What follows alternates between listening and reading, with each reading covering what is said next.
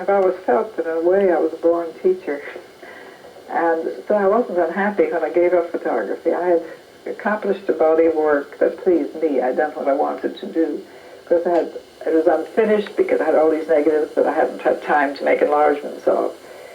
But I really felt that if that's all I did, I could go on with teaching. And after that, I enjoyed what my students did.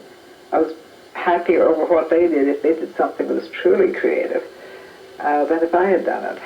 So I wasn't at all worried when I had to stop. Of course, it's nice when you're tired and or when you're getting old to suddenly find that people are interested in what you labored over for so long. That to me is very wonderful now. I think it's kept me going in this period while I'm approaching 80. Carlotta Corpron is an independent, solitary artist. Since 1935, she has lived and worked in Denton, Texas. For 33 years, she taught art history, design, and photography at Texas Women's University. During the 1940s, while teaching, Ms. Corpron created an extraordinary series of photographs. Her subject was light. The photographs fall into 6 groups, which she calls nature studies, light drawings, light patterns, light follows form, space compositions, and fluid light designs. Each group represents a phase of her exploration of light as a medium for creative expression. The nature studies, her earliest photographs, reveal not only her sense of design, but her keen imagination. So I had bought some Chinese cabbage, because I like to cook Chinese cabbage.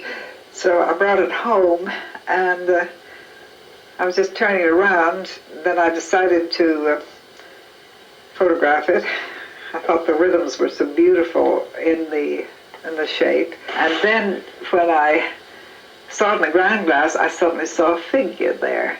I saw the stance of the figure reminded me of a very imperious dancer, because you have the arms, you have the drapery, the hand up here, and actually there's not a bit of retouching on this. That face was in this particular thing.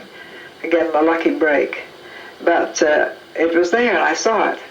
And if I hadn't been looking in a ground glass, I never would have seen it, and the ground glass being upside down, too.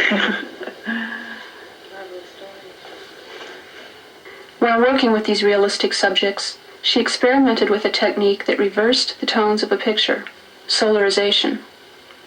I admit that it's a very successful solarization, and but I don't consider it one of my very best pictures from the standpoint of being creative. Ms. Corpron abandoned her nature studies to pursue an investigation of light itself as a subject for her camera.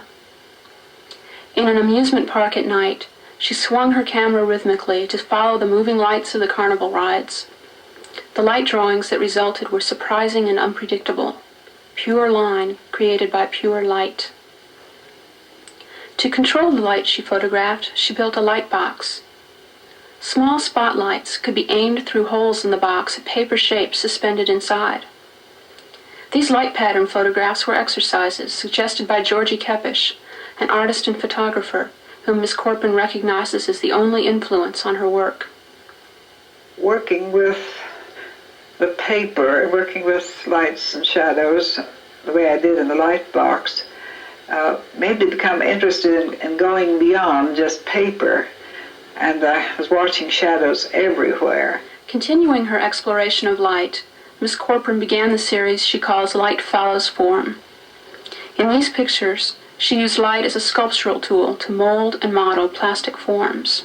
I found these 3 shapes. They're cut out of plaster, and I happened to notice the light coming through a Venetian blind and how it followed the form. And so I grouped them in such a way that the light would follow the form. And it's wonderful how it contracts and expands and gives a rich tone. In her space composition photographs, Ms. Corpron used light to create an illusion of space.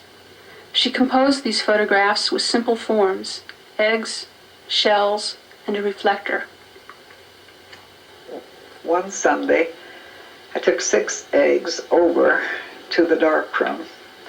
And I took them right into the darkroom proper because I needed to do experimenting by developing the picture after I took one to see what the exposure would be, because I knew I couldn't read it on my exposure meter. So I had 6 eggs, and never more than 6 eggs in these. But some of them are back away from the camera, and some are reflected from different places. And in the background of the eggs, I used a curved ferrotype, which gave me the reflecting surface and also gave me depth. And there was no light in the room except a 40-watt lamp in the corner of the ceiling.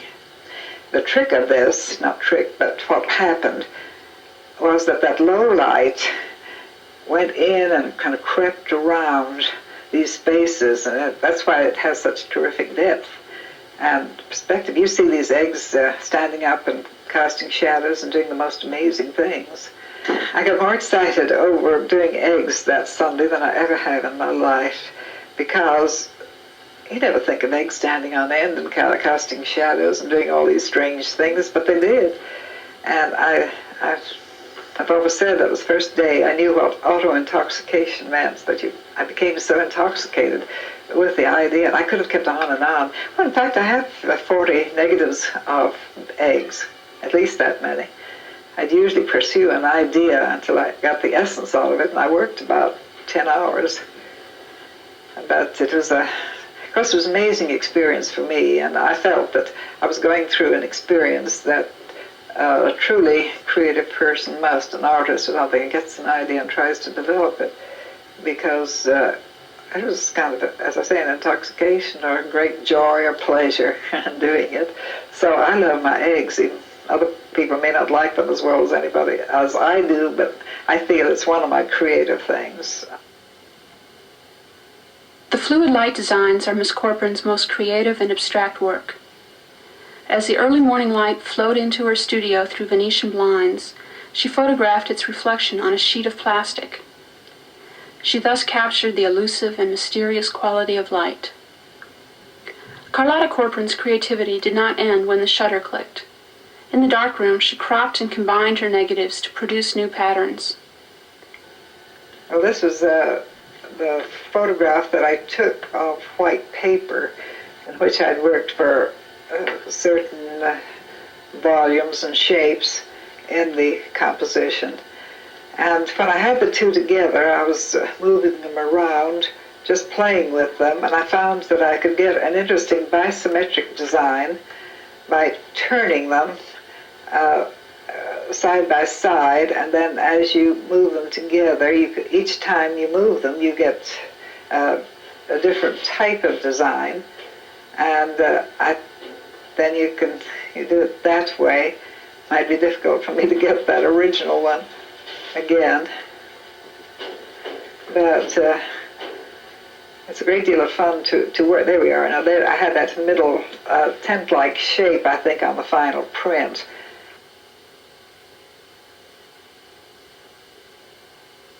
Most of these photographs were created in the 1940s during a brief but intense period of work. They are original in the best sense, and they confirm Miss Corpron's faith in her creative vision.